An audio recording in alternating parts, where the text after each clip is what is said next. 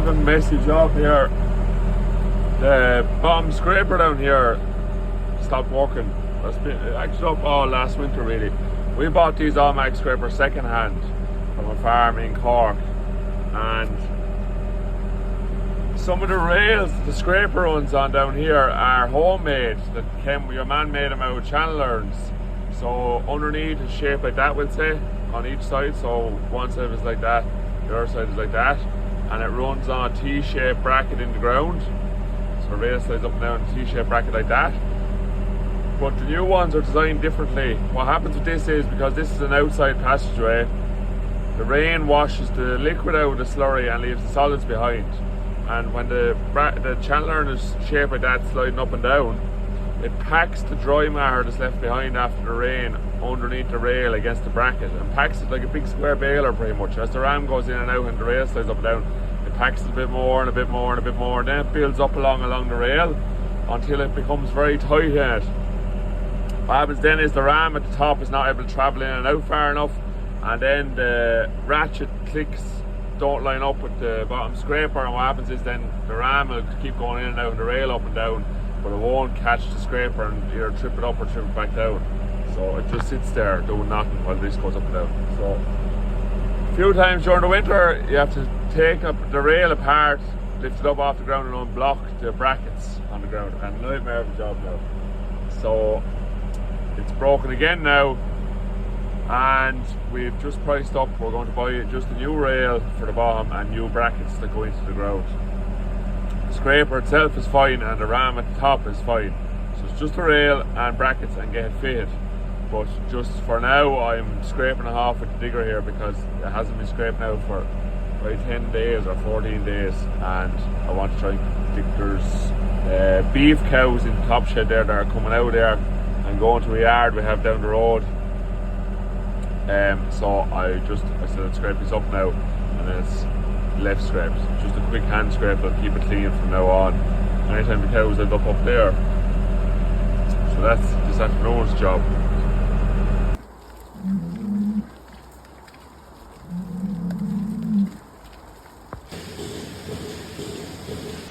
There's 5 cows pulled out there that need to go in, 5 culls there that need to go in with the 5 other culls that were fattening at the minute. So we're going to take them out here, and then 6 milkers need to come from the other farm up to here and go in there to make up full rows, and just we'll probably do a few less cows at home on the other farm, so the 6 will make a difference there. So this will be the plan for today. Second good silage. The weather's all over the place, but I think we have 2 days now, so second good silage will be a go this week as well, going into the pit. And we have milk cordon through as well, so it's going to be a busy one.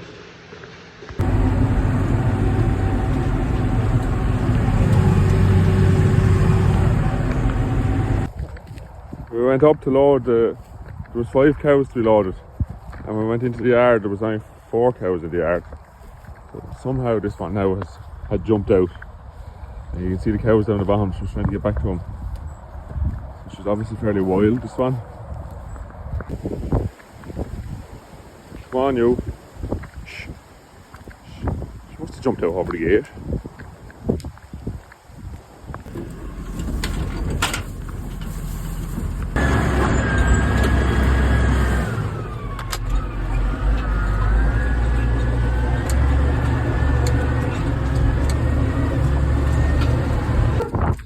So these big ladies are going to replace the culls.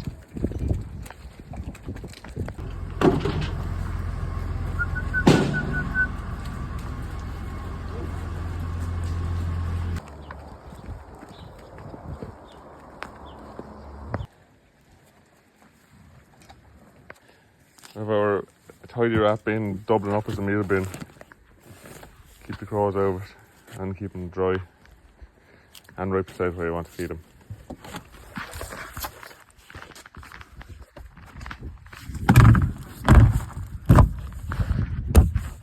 Some service from Grasstech. They got this yesterday and they repaired it yesterday, and it was in my yard this morning. They needed a new computer screen and a new cog inside, and they put a new battery in it. Super service.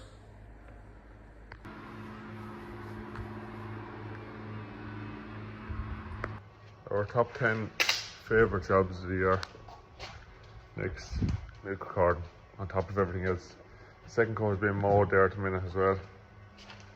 So hopefully we'll get that in the pit tomorrow.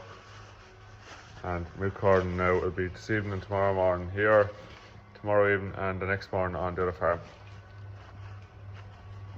So it'll be myself and Elaine and Sid here at the milk carton this evening. Kelly will be milking on the other farm and Paul is mowing silage.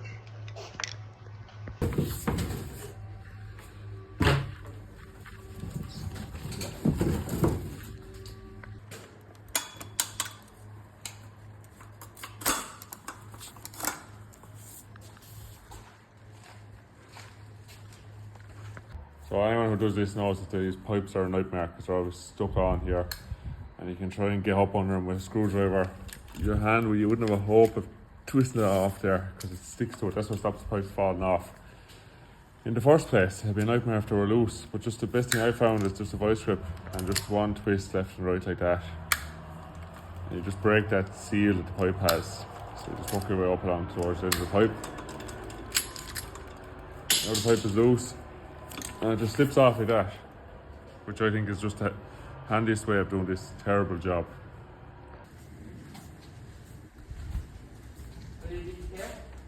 Yeah. There's a cow stuck in the wire. Where?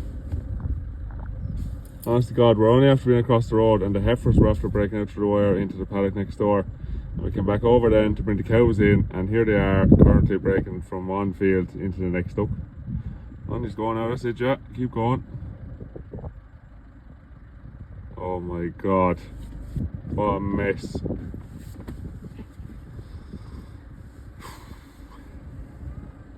They would not want to get out of that field now. What a nightmare when they go on fresh grass, not hope. We're from towards the gate now. Oh God.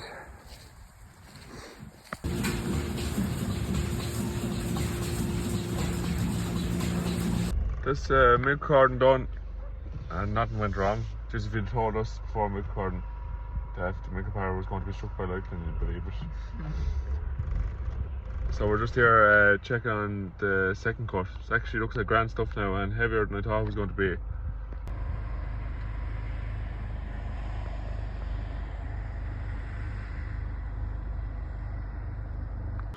It's going to be about 70 acres mowed in this cut here altogether.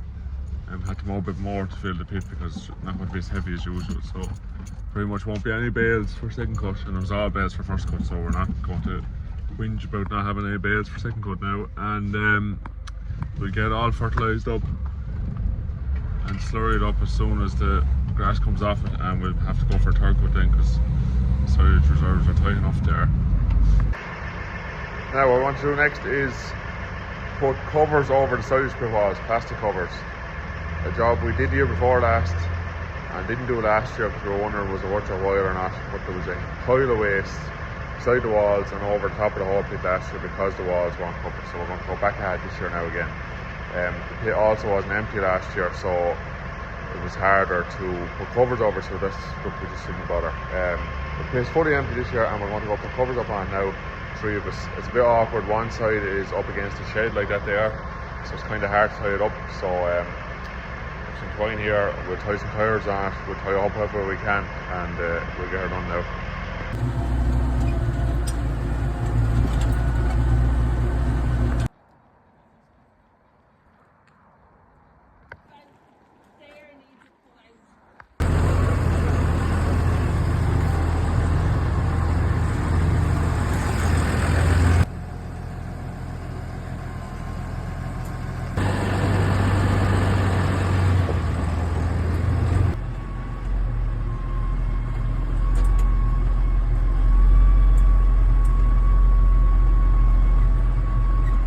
So you can just see here, I opened 2 bales of silage and we split them up, and it was actually the fastest and handiest way to hold the plastic along by the walls. And then the silage is fine underneath. Better than putting sandbags or tyres around under there, because then it's just in your pit in the way all winter. So this is an I farm, we farm tip now that I saw him doing, and it's fast, clean, easy, and seems to have worked real well.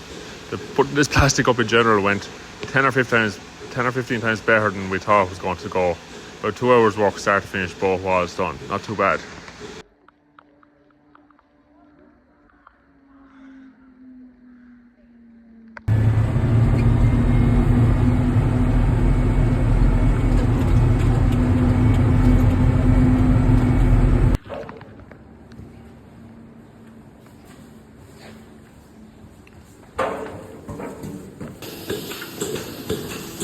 Second last milk carton ready to go.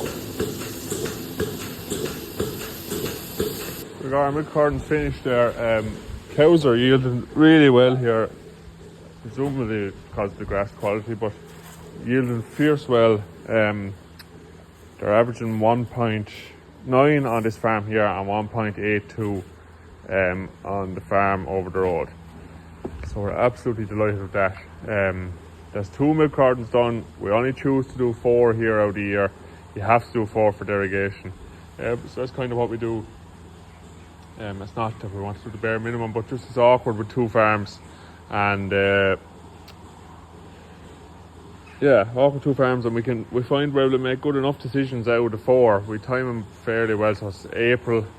Try for the end of April, first week in May, and then the end of June, first week in July, end of August, first week in September, end of October, first week in November. So we kind of stage it out like that. But overall, we're very happy how cows are milking at the minute. So it's 1.9 kilos milk solids here, 1.85 on the other farm. Cell count here on the most recent note was 100,000 and 125,000 on the other farm. So really happy now how things are going.